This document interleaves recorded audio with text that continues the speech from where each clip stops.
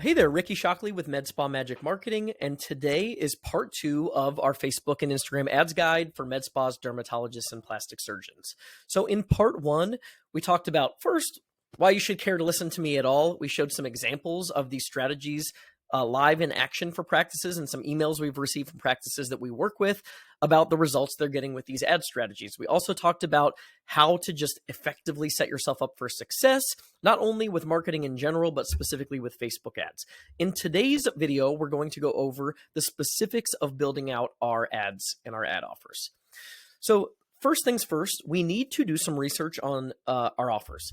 So we have to select a winning offer. And what do I mean by a winning offer? It's an offer that's going to resonate with your audience, an offer that's going to generate leads, and an offer that's going to produce a positive ROI for your ad spend. First thing we need to do there is research what our competitors are doing with their offers. If we decide we're going to run a Botox special for $200 for 20 units, and every other competitor in town is running a new patient promo for $179, we're not price competitive. So we're not differentiating ourselves based on price, and we really have to make up a lot of ground in other areas, either with reputation, celebrity clientele, other things to even make that enticing at all. But really, for most practices, we want our new patient specials to be price competitive. So to research that, we'll do two things. First is to go on Facebook and look at your competitors' Facebook pages. There's a section on Facebook of every page called the Page Transparency tab. It's either its own tab or it's under the About section, and it'll let you see what ads your competitors currently have in market, so you can see their price points for offers for products and services that you're looking to promote. The second part of that is go to Google and just type in, if it's a Botox offer, Botox and the city that you serve, Cool Sculpting, city you serve, and look at the top of the search results in the ad space and see what people are promoting in terms of new patient special offers. Okay, the second thing here is we generally see more success with lower ticket services. It's expensive to test and to get, to the point where you're producing consistent results with higher ticket offers. And with Facebook and Instagram, since these users weren't actively searching for your product or service when they woke up that day, we generally find the things that are, within $50 to $500 or $50 to $200 are generally the best bet for winning Facebook and Instagram ad offers. So, laser micro peel at $49, Botox for $179 for 20 units. Something in that price range tends to work best in our experience. Third thing here is we want to sell the solution.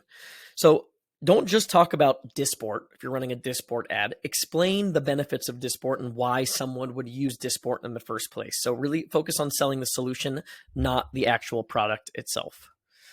Also, instill confidence in the desired outcome. Before and afters, your reviews, testimonials.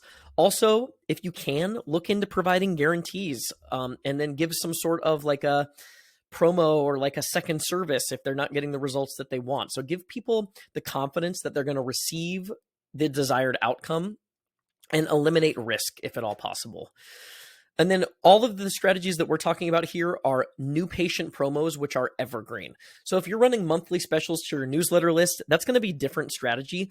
These are new patient promos that can run all the time because a new patient today can access the same offer that a new patient in 4 months from now can access. And those aren't necessarily available to our existing database.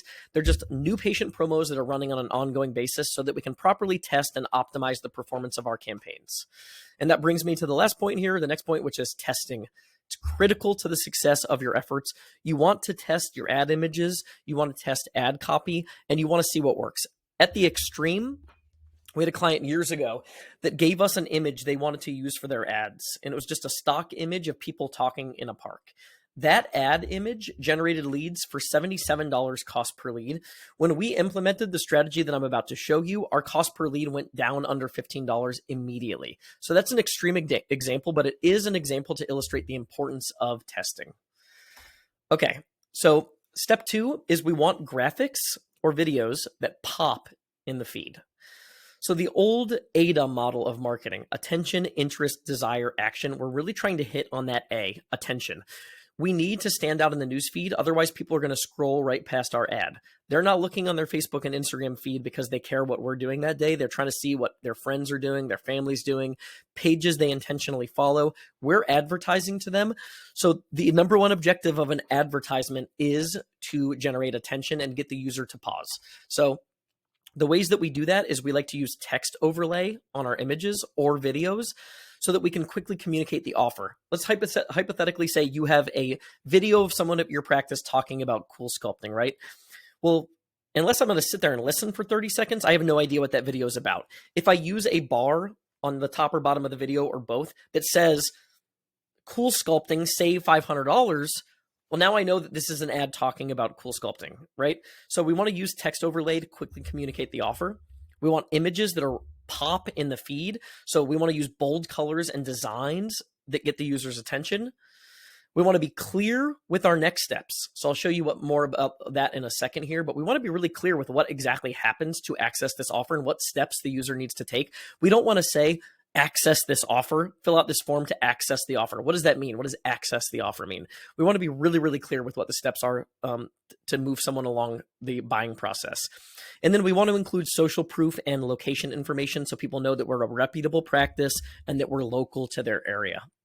So here we've got bold colors, a bold image that stands out in the feed, and a text overlay that calls attention to the flash sale for $375 a unit Disport.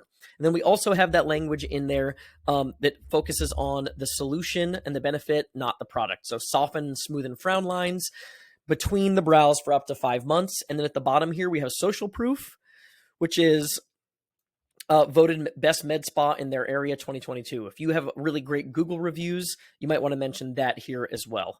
But that's an example of the blueprint we use to build graphics or video ads that pop in the newsfeed. Okay, copy that convinces and converts. So now that we've gone over the images, we want to talk about ad copy. We want to highlight the offer details. We want to create a sense of urgency, at least to some degree, give people a reason to act now and not to wait 3 months to take us up on this offer. Again, include our information, our location information and social proof that makes us a reputable and relevant provider in the local market. And then go into some more detail with long form information. But you want to be careful here with your language. I recommend reading the health and advertising policies from Facebook. You just Google health advertising policies Facebook. You can see that policy pop up in Google there. And that'll tell you the kind of language you can and can't use. So for example, Facebook doesn't like you language. So if you say in your ads, are you tired of the saggy fat below your belly or like on your lower belly? Like that's not probably going to fly with Facebook. So we want to talk about the service, the benefit, but we can't really address the problem of the user, which unfortunately can be very effective. So just be careful with the ad language here. And then let's tell the user what to do next. So what does that look like? Get our Diamond Glow facial for $149 for a limited time, new patients only. That's the key information at the very front of the ad. That's something we like to always do. The offer, the price, urgency, and who this is for, new patients only. Then we go into some more detail about the product or service. We mentioned that what they're going to do is schedule a free consultation, and then we're going to give them really clear steps of what's happening next, right? Click to learn more, and then schedule your appointment. So we're going to tell them what the two-step process is to moving forward, and then also include that location information and social proof, which I have blurred out here just so we don't give the information of the specific practice here. So that's kind of the blueprint and the framework we use for ad copy. Okay, building your campaign. I'm going to pull up an actual Facebook ads dashboard in a second. We're going to build a dummy campaign, but I just want to go through the key points. So number one is we have to select the proper objective. We want to set up our conversion focus, which is going to be leads. I'll show you what that means in a second. Set your daily budget, create your audience profile. I'm going to go through our process for creating effective audience targeting, and then building our actual ads and ensuring that we have tracking in place. Okay, so let's jump into the ads build. So I've got a dummy campaign here set up called Ricky's Med Spa. All right. So this campaign, we launched a new campaign. As we're building the campaign, the first thing we need to select is our campaign objective. We're going to leave this as auction, and we're going to select leads. And the reason we select leads is because we're telling Facebook's algorithm to optimize the performance of our ads to focus on people that are most likely to turn into leads. If we were to click traffic, for example, in our experience, what this is going to do is it's going to prioritize placements that are generally more likely to get accidental clicks. So you're going to have a lot of clicks on your ad, but if you look at Google Analytics, you'll see that those people didn't stick around for very long, and they might not convert at a really good rate. So we want to tell Facebook to use the data that they have available to optimize performance for leads. We're going to set our daily budget as step 2. Okay. So then when you click to the next screen, it's going to take us to our ad set level. So that was the campaign level of our build. At the ad set level, we're going to pick our conversion action. So if you have a landing page or a web designer, you can make a page specifically about this offer and set up conversion tracking there. If you want the easiest way to do this, it's with instant forms. So we're going to click instant forms for this example.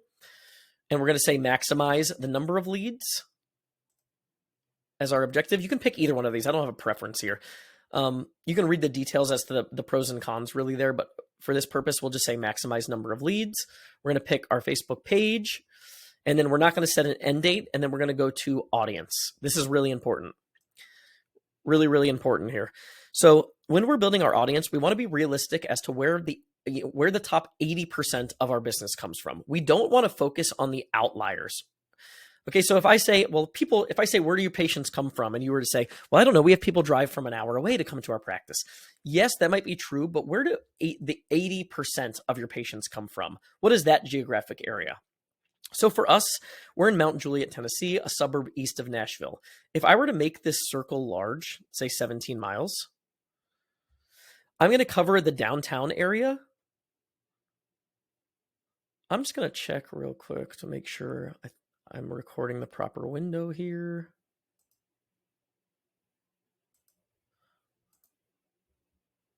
I'm just going to hope I am. And if not, we'll have to redo it. So we don't want to pick a large mile radius in this case because we're going to have neighboring suburbs that have other med spas, and that even though they might be 10 miles away, I've got a lake there. I know my area. To get to Hendersonville is probably a 40-minute drive, maybe more in traffic. Same with Smyrna. Brentwood is an affluent suburb. There's med spas there that are very reputable. No one's going to drive from Brentwood all the way out to Mount Juliet to visit a med spa. People that live and work downtown, they're not going to drive out here either. So let's be realistic about where 80% of our business comes from. That's probably going to be something for me like a 5-mile radius that covers my town. Maybe Lebanon. So the town next to us is more rural, so I can probably add that. So we can pick a 5-mile radius of my town, and then we can go to Lebanon, Tennessee. Whoops. Yeah, and we can do, another maybe 10-mile circle there, since that's a little more rural, and we're more likely to pull people that might be passing through to go to downtown or for other reasons. So just be realistic with where 80% of your business comes from for your location targeting. Same with age. Don't pick the outliers. If you have some patients that are 22, realistically, where does 80% of your business come from? That might be 35 to 65 plus, right? So be realistic there and make sure that you're picking age targeting that's relevant. Same with the gender question. So that same filter that I placed, where does 80% of our business come from, I'm using for every sort of targeting parameter we're building here. If 80% of our business is women, and we say we want to up our business with men, well, that's not really mapping our ads to what current buying behavior is. So if most of our business is female, let's just target the female audience. If you want to add one other layer, the only layer I would target would be household income targeting. So if you're in an area where there's mixed demographics, like you have like some really low income areas that are not med spa clientele, and then higher income areas that are your target clientele, you can layer in household income targeting of like top 25% household incomes, for example. Household income, and select each group. So you would select that one, and then select that one, and then select that one. So you have all the top 25 covered. And that's it. We don't go any further in terms of detailed targeting. Those are the targeting parameters we use for all of our med spas. And then for our placements, we click the advantage placement, which is allowing your ad to show across the entire ads network. And then from there, you're going to build out your ad, plug in your ad copy, your headlines, and upload your image. And last, you're going to build your lead form. Just follow the prompts. That's pretty straightforward. It'll help you capture leads. And again, just remember to be really clear with what exactly they're doing, why are they giving you their information, and what's going to happen next. Okay, so going back to the presentation here. Okay, so that was actually it for this video.